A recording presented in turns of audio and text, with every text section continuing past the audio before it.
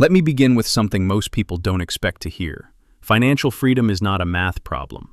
It's a psychological one.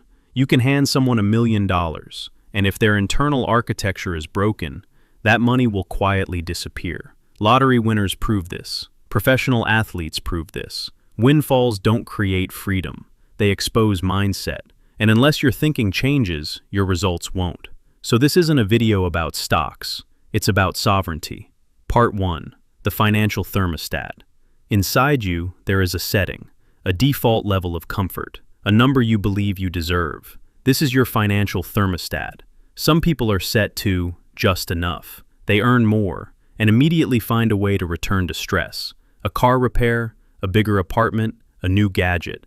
Money comes in, money flows out, temperature restored.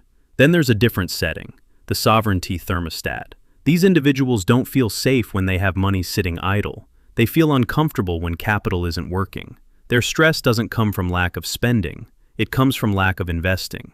Pause here. When extra money enters your life, does it increase assets or increase lifestyle? Your answer reveals your thermostat. Part 2. The architecture of the cage. Most people operate under what I call the fixed labor mindset, and it's built on 3 invisible lies. Lie 1. The linear fallacy. Income equals hours worked. More money means more time sacrificed. Time is finite. Therefore, freedom is capped. This keeps people in the rat race. The only way up is exhaustion. But here's the flaw. Time scales linearly. Systems scale exponentially. Lie 2. The safety delusion. A single paycheck feels safe, but it's a single point of failure. If one employer controls your income, you are dependent. True safety is diversification. Multiple income streams, multiple asset classes, multiple leverage points. Safety isn't a salary, it's structure. Lie 3. The sunk cost trap. I've already invested 10 years into this career, so you stay, even if it drains you, even if it caps you. Years invested do not justify years wasted. Sovereignty requires ruthless clarity. Part 3. The producer shift. Here's where transformation begins. You must move from consumer to producer. Consumers trade time for comfort. Producers build value that outlives their time. Let's break this into 3 levels. Level 1. Skill and scale. Income equals skill times scalability minus friction.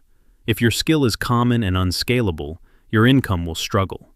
But when skill meets leverage, income expands. Example, a writer charging $50 per article versus a conversion copywriter who earns a percentage of sales. Same keyboard, different leverage.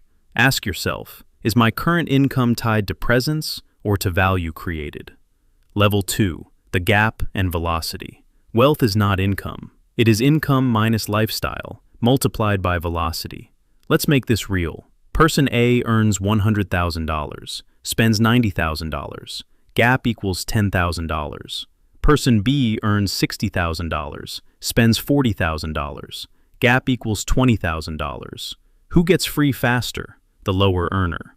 Because freedom is built in the gap. But there's more. Velocity. How fast does your money move into assets? If cash sits idle, time is wasted. Money must move, systematically, emotionlessly, quickly.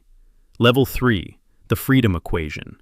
This is the end game. Financial freedom equals passive asset yield greater than cost of living. When your presence is no longer required, you are sovereign. You don't wake up needing permission.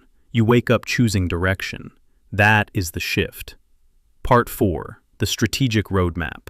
Now we make it practical. Step 1, calculate your freedom number. Monthly expenses times 12 divided by 0.04. That's your target net worth. Not random, not emotional, precise. Step 2, acquire leverage. The 4 pillars: capital, money working; labor, people working; code, software working; media, content working. You want assets that operate without you.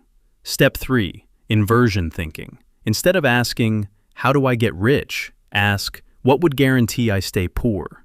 High interest debt, addictions, toxic circles, lifestyle inflation. Then eliminate those behaviors. Sovereignty begins with subtraction. Part 5, the sovereign identity. Let's close this properly. This is not about luxury. It's about choice. Choice to say no. Choice to walk away. Choice to protect your time. Employee waits for permission. Sovereign creates options. Financial freedom is not about buying status symbols. It is about removing fear. And here's the final truth. The cage was never locked. You were just conditioned to stay inside it. Once you redesign your internal architecture, the door opens.